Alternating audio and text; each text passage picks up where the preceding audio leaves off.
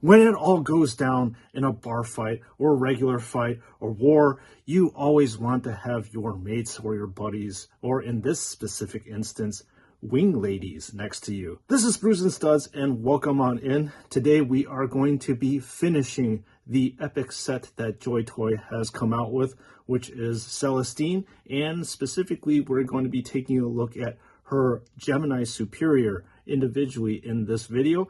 So let's take a look at what they did with this action figure. And let's get to Celestine's holy host. What do we have in for the closer look? Accompanying Celestine is her lovely holy host, or otherwise known as the Gemini Superia. So this is the first one that flanks Celestine. And let's just take a closer look at this beautiful action figure that we have going on. So looking at her head area, we have a very interesting looking hair color. The hair color itself mimics that of Celestine. So when I look at this, this is not really a black color. This is actually kind of like a navy blue that has light highlights that are going on. There is a very prominent shock of white hair here. And then in the middle, obviously, you get to see more of this navy blue hair. The eyes are very, very nicely screened. They're very cold and steely looking. She has a pout, and she has rosy red cheeks over here, as you can see. And then with the right pauldron is the prominent fleur-de-lis that is dark gunmetal color with silver highlights. You flip this around, is a white-winged eye in which the wings are shaded. Attached to the skull area are tubes that are made of a soft plastic, and the cloth area is of a red color, and it's actually heavily shaded right here. Rounding it out, we have black gloves that have no highlights whatsoever. Looking at the middle area, obviously you have gold armor with silver accents in the middle, and to break up the gold, we have a silver area with more silver studs and a black torso region. Now this action figure has a very small belt. So you've got a pendant here that has a skull in front and actually has been highlighted a blue color, so it is very prominent and sticks out. There is a black pouch, a red frag grenade that is attached to this Gemini. And then just like with Celestine, when I reviewed her, you have a red loincloth with shading down here, and then if you flip this to the back, this is white, which matches this part as well. So the back of this is red with more shading. Then taking a look at the thigh area, there is an interesting looking dark gunmetal garter. And then finally at the lower area, you can see there is actually shading on this gold armor, much like the Adeptus Custodes. So let's put this one down and take a look at her accessories. The first thing is this power sword. And if you looked at the rest of my videos, this power sword is 100% similar to all the rest of her battle sisters. So you've got very prominent dark gunmetal shading that transitions to a lighter silver color. You can also see that there are very bright silver highlights here, which gives it a nice kind of a weathering pattern. There are blue power nodes that stick up, gold winged skull. And that's all I'll say about this wickedly tapered pointed power sword. Picking up the bolt pistol, there's really nothing too much to say about the bolt pistol. We've seen this time and time and again coming from JoyToy, and that's actually a good thing because the quality on this thing is pretty good. Red casing with a dark gunmetal body and some silver highlights, a prominent fleur-de-lis here, and that's all I'll say about that. And finally is a very long PRGC ribbon that mimics Celestine's. Obviously they come as a set, so of course there's going to be some uniformity here. So you get a fleur-de-lis up here, some screened icons in the middle as well as on the end, same thing on the other side. This is very soft plastic, made to be very flowy with the wind, and recessed calligraphy that runs from top all the way to the bottom of this piece of plastic. So we're going to arm this Gemini very quickly, starting with the bolt pistol. It's very easy to do, and the sister's hands tend to be a little bit more pliable than the Space Marine ones. We're going to unfurl her left hand so that she can wield her power sword. And probably the most important thing that you all are asking is, how does this thing attach? Well, there is a clip here that you can just attach to her ankle area like that. And that's it. So we have taken a close look at Gemini number 1. Let's take a look at Gemini number 2. Holy Host number 2. Shiny. And what do we have here? All right, we have Gemini number 2 ahead of us. Let's see what the difference between Gemini number 2 versus Gemini number 1.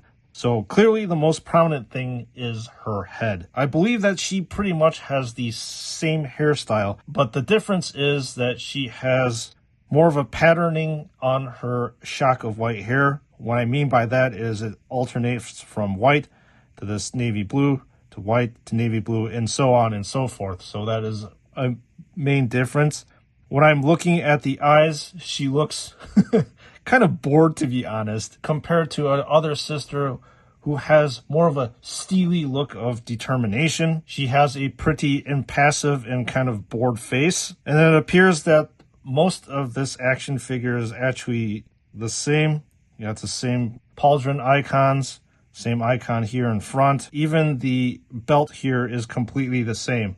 We get a slight departure here from her other battle sister, is that she doesn't have a garter on her right side. So on the left side, she does have something a little bit different compared to her sister. This garter is actually made of a soft plastic material, and you can slide this thing up and down. This thing is a dark gunmetal color. However, unlike her sister, she has this nice blooming rose at the end of it. So the rose is a maroon color, been shaded as well as highlighted with a purity seal ribbon that's coming out the top. One thing I forgot to take a look at the other sister was the backpack itself. So let's just take a closer look at the backpack. So compared to Celestine, this backpack is more functional, a lot less elegant, but it's still a backpack nonetheless. So clearly up top is gold. Then you have this soft silver tubing that attaches both ends. In the middle, you have an instrument panel that's blue, some red buttons on the side, a silver fleur-de-lis prominently in the middle of this backpack. And then this action figure is rounded off with dark gunmetal feather blades that I suppose also mimic thrusters on the end too, which is kind of cool. Pretty much everything else is the same, including the attaching of the accessories. One thing that I'll show you is how this thing stands up. So this action figure stands up through this very interesting looking stand. And this is the base of the stand. You push through the peg right here. At the end of this stand is like a claw that you can actually manipulate and make wider like this, and then close up. And then put the ends of the claw through like this to support the sister like that. And this is kind of a frontal view of what's going on. And so that's how you display this sister flying. And we finally have the 2 golden cherubs reviewed. So let me wrap this one up. So folks, what did you think of these Gemini based off of my review? Is it something that you're going to be passing on? Is it something that you're going to be getting because you have Celestine? Let me know in the comment section below. But anyways, I'll give you my hot take / 2 cents on these things.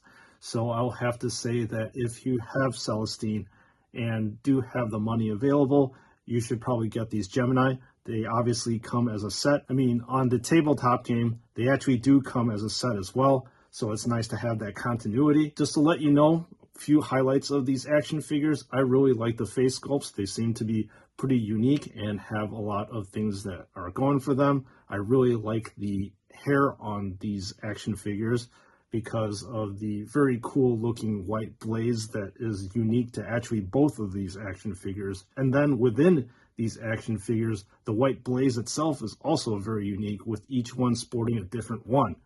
Another thing that I really like is the backpack area, or the jump pack, whatever you want to call it, the wings. These are very, very unique sculpts that you're not going to find on any other Imperial action figure. And I'll have to say that these jump out when you display them in your display cabinet just because of the colors and how they look.